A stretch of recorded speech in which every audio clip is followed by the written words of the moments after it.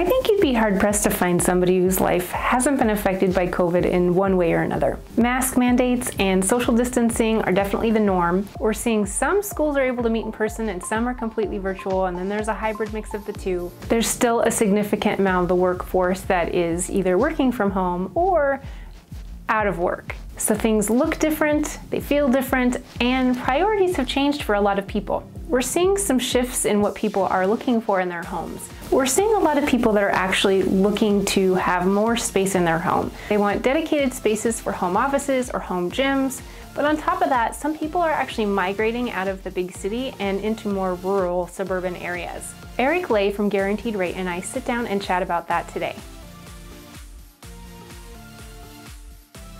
Hi everybody, hey, it's Eric Lay, Producing Branch Manager at Guaranteed Rate in Boise, Idaho. Thanks so much for joining us again today for another edition of Let's Get Real About Real Estate.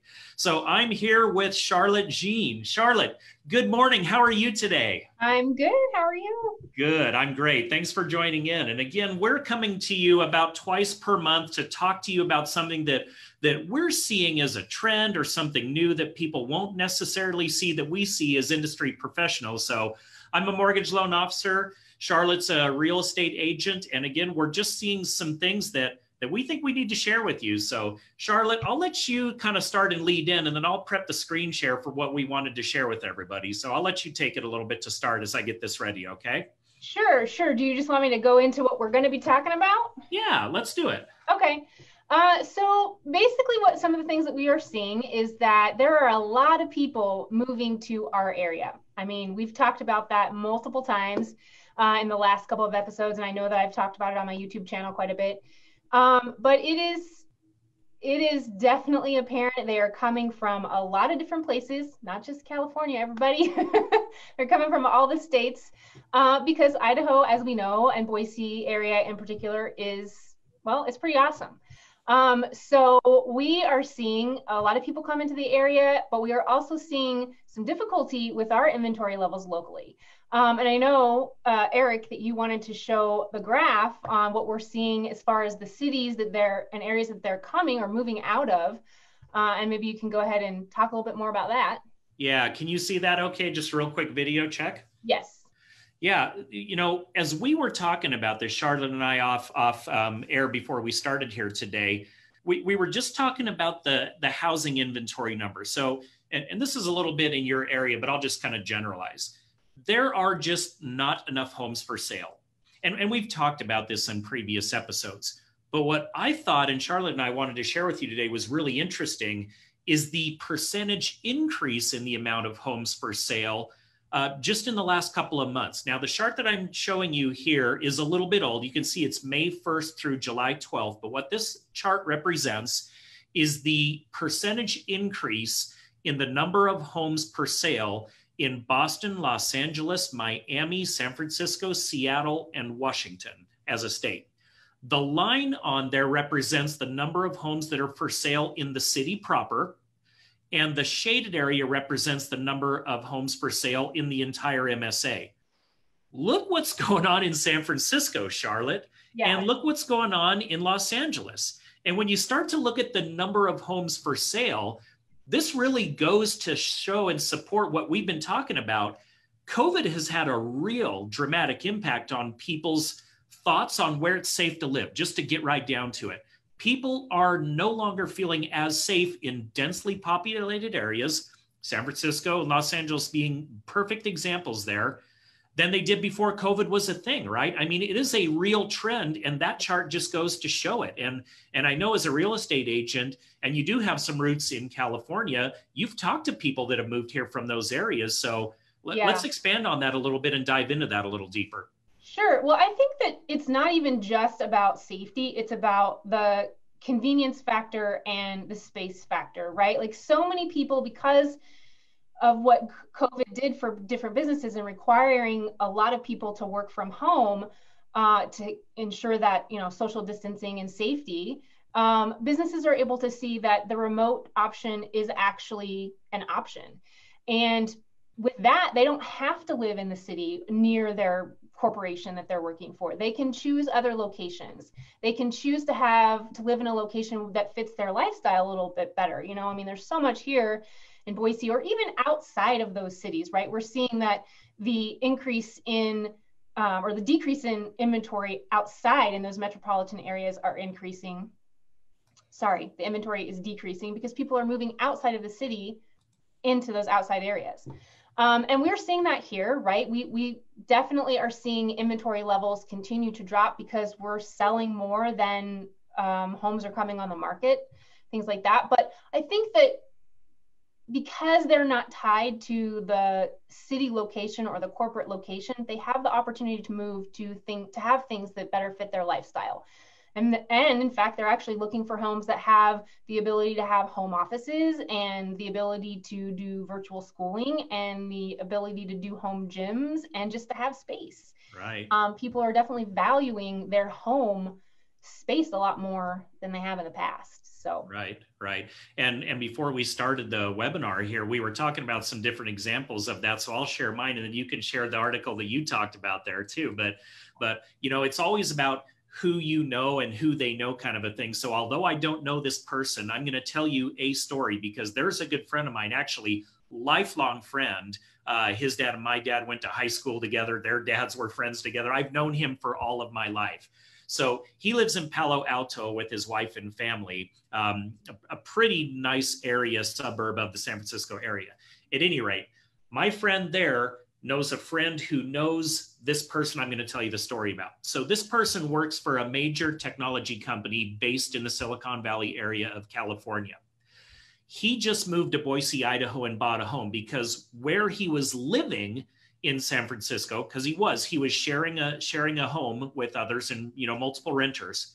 He was literally renting the top bunk of a bedroom that was shared by 5 people. So 5 people sharing rent in one bedroom, and he had the top bunk, and I think he said he had 2 drawers in the dresser or one part of the closet and 2 drawers or something like that for $1,800 per month.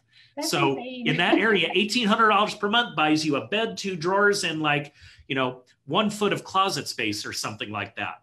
I mean, that's worse than dorms in college. Worse, way worse, right? So anyways, that same guy has moved to Boise, Idaho, bought a home, and now has a permanent remote workplace agreement with his employer forever. So via Zoom, like we're doing right now, or whatever they're doing, he will work out of his home in Boise for as long as he wants to for that company, because that's what they've given him. And that's because of COVID, right? Mm-hmm. His mortgage payment here, including taxes and insurance, Charlotte, it's $170 less than his rent for the 1 bed, 2 drawers, and 1 foot of closet space in San Francisco. And he's got all that space and building equity to boot. Right. So anyways, and I liked your story too that you were sharing with me about, we went on about this. How do we retrofit our properties to allow us to work from home? Do you want to share that story? Yeah. So I was reading an article this morning on CNN that was talking about an executive, I think it was with LinkedIn. He's got a house and a property in San Francisco, and I'm sure it's a really nice area. And he has enough space to do this. They're required, I think, through the end of the year, and who knows how much longer after that, to work remotely. And so he didn't have enough room in his home. And rather than moving, he actually purchased a shed, if you will. It's like a home office that's really, really nice. It looks like a regular business office to put in his backyard. So he's able to have his home office. He didn't have to move, and he didn't have to do a huge renovation on his house to make it happen. And it's working for him. And they're actually seeing there's 2 companies that they mentioned in the article, like their sales shooting through the roof. So it's kind of exciting that you can retrofit a home if you have the space and you don't want to move. You love your home, but you do need some more room to do, office, schooling, whatever. You can buy one of these little facilities and make it work. Right. Yeah. And again, we don't know what the future is going to bring, right? And we always talk about that. We can only see and kind of project based on what we're seeing today, which looks backwards a little bit, but I don't know what you think, but I just can't, and I'll share that screen once more. I just can't imagine that at least the trend of people moving in and relocating inbound to our area we're at. And again, remember, we're in the Boise, Idaho area, This is the analogy that I like to use is an ant line. So if you've got California and Idaho, there is an ant line of people streaming into Idaho from places like California because of a lot of these things. And the inventory level numbers there that you're seeing, I shared the chart again, are a testament to that thought and maybe why that's happening. Because again, you have to live. Home's about safety. Home is about security. Home is about where you put down roots.